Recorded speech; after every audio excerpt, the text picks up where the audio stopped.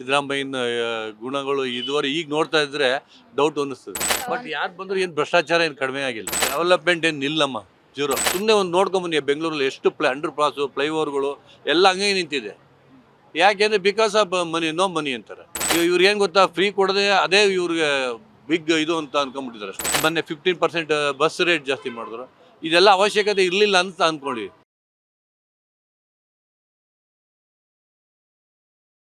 ಕಾಂಗ್ರೆಸ್ ಸರ್ಕಾರದಲ್ಲಿ ಇಬ್ಬರಷ್ಟೇ ಕೇಳಿ ಬರ್ತಾ ಇರೋದು, ಅಂದ್ರೆ ಹಿರಿಯ ನಾಯಕರು ಅಂತ ಕೇಳಿ ಬರ್ತಾ ಇದೆಯೋ ಏನೋ ಗೊತ್ತಿಲ್ಲ. ಸಿದ್ದರಾಮಯ್ಯ ಮತ್ತು ಡಿ ಕೆ ಶಿವಕುಮಾರ್ ಇಬ್ಬರಲ್ಲಿ ಯಾರು ಬೆಸ್ಟ್ ಅಂತ ಅನ್ಸುತ್ತೆ? ಯಾರು ಬೆಸ್ಟು ಅಂತ ಏನು ಹೇಳೋಕ್ಕಾಗಲ್ಲಮ್ಮ. ಕಾಂಗ್ರೆಸ್ ಅವರು ಇದೇನು ಮಾಡ್ತು ಅಂದರೆ, ಈಗ ಸೀನಿಯಾರಿಟಿ ಪ್ರಕಾರ ಬಂದು ಸಿದ್ದರಾಮಯ್ಯ ಆಗಿದ್ದಾರೆ. ಅವ್ರಿಗೇನೋ ಈಗ ನೆಕ್ಸ್ಟ್ ಅವ್ರಿಗೇನೋ ಕೊಡಬೇಕು ಅಂತ ಹೇಳಿದ್ದಾರೆ. 2.5 years ಆದಮೇಲೆ ಇವ್ರಿಗೇನೋ ಸಿಗುತ್ತೆ ಅಂತ ಮೊನ್ನೆ ಡಿ ಕೆ ಶಿವಕುಮಾರ್ ಹೇಳಿದ್ದಾರೆ. ಆ ಪ್ರಕಾರ ಅವ್ರಿಗೆ ಹೈಕಮಾಂಡ್ ಅವ್ರಿಗೆ ಇದು ಮಾಡ್ಬೋದು. ಬಿಟ್ಕೊಡ್ತಾರೆ ಅಂತ ಅನ್ಸುತ್ತಾ ಸಿದ್ದರಾಮಯ್ಯನವರು? ಅದು ಗೊತ್ತಿಲ್ಲಮ್ಮ ನಮಗೆ. ಸಿದ್ದರಾಮಯ್ಯನ ಗುಣಗಳು ಇದುವರೆಗೆ ಈಗ ನೋಡ್ತಾ ಇದ್ರೆ ಡೌಟ್ ಅನ್ನಿಸ್ತದೆ. ಇನ್ನು ಇಬ್ರು ವಿಚಾರಕ್ಕೆ ಬಂದ್ರೆ, ಅಂದ್ರೆ ರಾಜಕೀಯದಲ್ಲಿ ಯಾವ ತರ ಕೆಲಸ ಮಾಡ್ತಾ ಇದಾರೆ ಅಂತ ನೋಡ್ತಾ ಹೋದ್ರೆ, ಸೊ ಇಬ್ರಲ್ಲಿ ಯಾರು ಬೆಸ್ಟ್ ಅಂತ ಅನ್ಸುತ್ತೆ? ಇಬ್ಬರಲ್ಲಿ ಯಾರು ಬೆಸ್ಟ್ ಅಂತ ಈಗ ಅಧಿಕಾರ, ಈಗ ಸಿದ್ದರಾಮಯ್ಯನ ಅಧಿಕಾರ ನೋಡಾಗಿದೆ ಇವಾಗ. ಈಗ ಅವ್ರ ಅಧಿಕಾರ ಬಂದರೆ ತಾನೇ ಅಲ್ಲಿ ಗೊತ್ತಾಗುತ್ತೆ ಏನು ಅಂತ. ಅವ್ರಿಗೆ ಅಧಿಕಾರ ಬಂದರೆ ಅವ್ರು ಏನು ಯಾವ ಥರ ಅಡ್ಮಿನಿಸ್ಟ್ರೇಟ್ ಮಾಡ್ತಾನೆ ನೋಡೋದು ಗೊತ್ತಾಗುತ್ತೆ. ಬಟ್ ಯಾರು ಬಂದರೂ ಏನು ಭ್ರಷ್ಟಾಚಾರ ಏನು ಕಡಿಮೆ ಆಗಿಲ್ಲ, ಇನ್ನೂ ಜಾಸ್ತಿನೇ ಆಗ್ತಾ ಹೋದ್, ಕಡಿಮೆ ಇಲ್ಲ ಇವಾಗ. ಈಗ ಅವಾಗ 40% ಅಂತ ಇವ್ರು ಹೋಗಿ ಹೇಳಿದ್ರು, ಎಲ್ಲ ಕಡೆನೂ ಪಬ್ಲಿಷ್ ಮಾಡಿದ್ರು, ಈಗ ಅಧಿಕಾರಕ್ಕೆ ತೊಗೊಂಡ್ರು. ಅವಾಗ ಈಗ 60% ಅಂತ ಸಾಕ್ಷಿ ಕೇಳ್ತಾರೆ. ಅವಾಗ 40%ಗೆ ಏನು ಸಾಕ್ಷಿ ಇರಲಿಲ್ಲ ಅವ್ರಿಗೆ. ಈಗ 60%ಗೆ ಏನು ಸಾಕ್ಷಿ ಕೇಳೋದು ಇವ್ರ ಅಲ್ವಾ? ಹೇಳ್ತೀವಿ ಅಂದ್ರೆ ಕುಮಾರಸ್ವಾಮಿ ಕಾಂಗ್ರೆಸ್ ಸರ್ಕಾರ 60% ಕಮಿಷನ್ ಸರ್ಕಾರ ಅಂತ ಸಾಕ್ಷಿ ಹೇಳಿದ್ರು. ಕೇಳ್ತಾವ್ರೆ. ಈಗ 40%ಗೆ ಏನು ಸಾಕ್ಷಿ ಕೇಳಿದ್ರು ಅವರು ಅಲ್ವಾ? ಅದೇ ಥರ ಇವರು ಮಾಡಬೇಕಲ್ಲ ಇವಾಗ. ಅದಕ್ಕೆ ಕಂಟ್ರೋಲ್ ಮಾಡ್ತಾ ಇವ್ರು ಯಾರು ಇದನ್ನು ಭ್ರಷ್ಟಾಚಾರ ಕಂಟ್ರೋಲ್ ಮಾಡೋಕ್ಕೆ ಯಾರೂ ತಯಾರಿಲ್ಲ. ಅವರು ಸುಮ್ಮನೆ ದಿನ ಸ್ಟೇಟ್ಮೆಂಟ್ ಕೊಡ್ತಾರೆ ಅಷ್ಟೇ. ಜನಗಳನ್ನ ಮೂರ್ಖರು ಮಾಡ್ತಾವ್ರಷ್ಟೇ. ಅದು ಬಿಟ್ಟರೆ ಇನ್ನೇನು ಇಲ್ಲ. ನಿಮ್ಗೆ ಅನ್ಸುತ್ತೆ ಸರ್, ಅಂದ್ರೆ ಕಾಂಗ್ರೆಸ್ ಸರ್ಕಾರ 60% ಕಮಿಷನ್ ಸರ್ಕಾರ ಅಂತ ನಿಮ್ಗೆ ಅನ್ಸುತ್ತಾ? ಎಲ್ಲ ಪಬ್ಲಿಕ್ಗೆ ಹೇಳ್ತಾವ್ರಲ್ಲ, ಗೌರ್ಮೆಂಟ್ ಲಂಚ ಕಡಿಮೆ ಆಗಲಿ, ಇನ್ನೂ ಜಾಸ್ತಿನೇ ಆಗಿದೆ ಅಂತ ಹೇಳ್ತಾವ್ರೆ ಭ್ರಷ್ಟಾಚಾರ ಹೊರತು. ಕಡಿಮೆ ಆಗಿಲ್ಲ ಅಂತ ಯಾರು ಒಬ್ಬರು ಹೇಳ್ತಾ ಇದ್ದಾರಾ ಸಾರ್ವಜನಿಕರಾಗಿ? ಈಗ ಇವ್ರನ್ನ ಕೇಳಿ, ಇವ್ರನ್ನ ಈ ಕಾಂಟ್ರಾಕ್ಟು ಅವರೆಲ್ಲ ಮಾಡ್ತಾರಲ್ಲ, ಅವ್ರನ್ನ ಕೇಳಿ ಗೊತ್ತಾಗುತ್ತೆ ಎಷ್ಟು ಭ್ರಷ್ಟಾಚಾರ ಜಾಸ್ತಿ ಆಗಿದೆ, ಕಡಿಮೆ ಆಗಿದೆ ಅಂತ ಅವರೇ ಹೇಳ್ಬಿಡ್ತಾರೆ ನಿಮಗೆ. ಈಗ ಲೀಡ್ಗೆ ಭ್ರಷ್ಟಾಚಾರಿಗಳು ಹೇಳ್ತಾವ್ರಲ್ಲ, ಈಗ ಯಾರು ಇವರು ಕಾಂಟ್ರಾಕ್ಟ್ದಾರಗಳು ಹೇಳ್ತಾವ್ರಲ್ಲ, ಇನ್ನೂ ಜಾಸ್ತಿ ಆಗಿದೆ ಅಂತ ಇವಾಗ. ಪರ್ಸೆಂಟೇಜ್ ಜಾಸ್ತಿ ಆಗಿದೆ ಅಂತ. ಜಾಸ್ತಿ ಆಗಿದೆ ಅಂತ ಹೇಳ್ತಾರಲ್ಲ.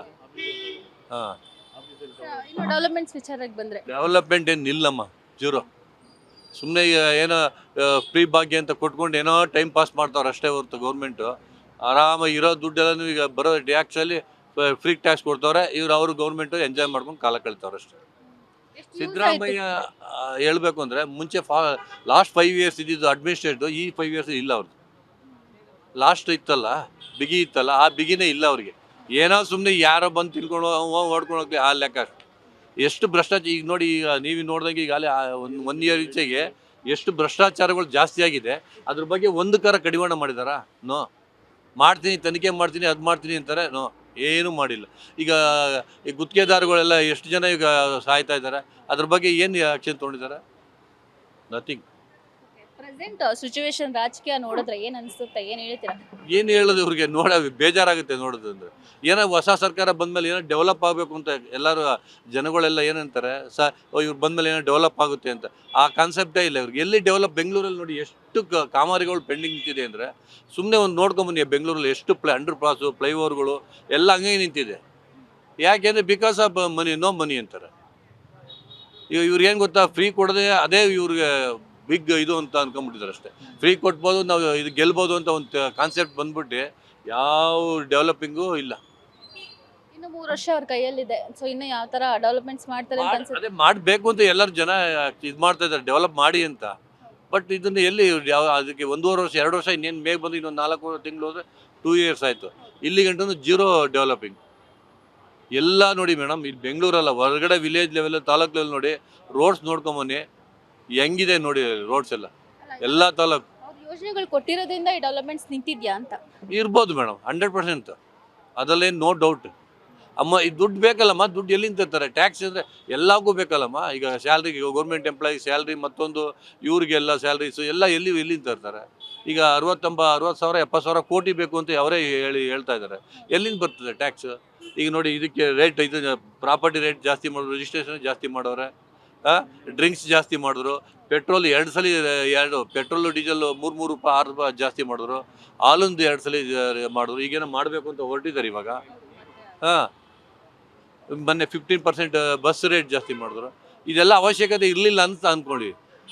ಈಗ ಎಣ್ಣೆ ಸಾಮಾನ್ಯ ಜನಕ್ಕೆ ಪಾಪ ದಿನ ಕೂಲಿ ಮಾಡ್ತಾರಲ್ಲ ಅವ್ರಿಗೆ ಭಾಳ ಹೊಡ್ತಾ, ಯಾಕೆಂದ್ರೆ ದಿನ ಎಣ್ಣೆ ಅದೇ ರೈಸ್ ಆಗಿದೆ ಪಾಪ ಅವ್ರಿಗೆಲ್ಲ ಈಗ ಭಾಳ ಕಷ್ಟ ಅಲ್ವಾ.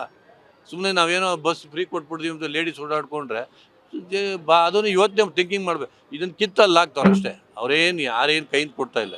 Beet plus Karnataka.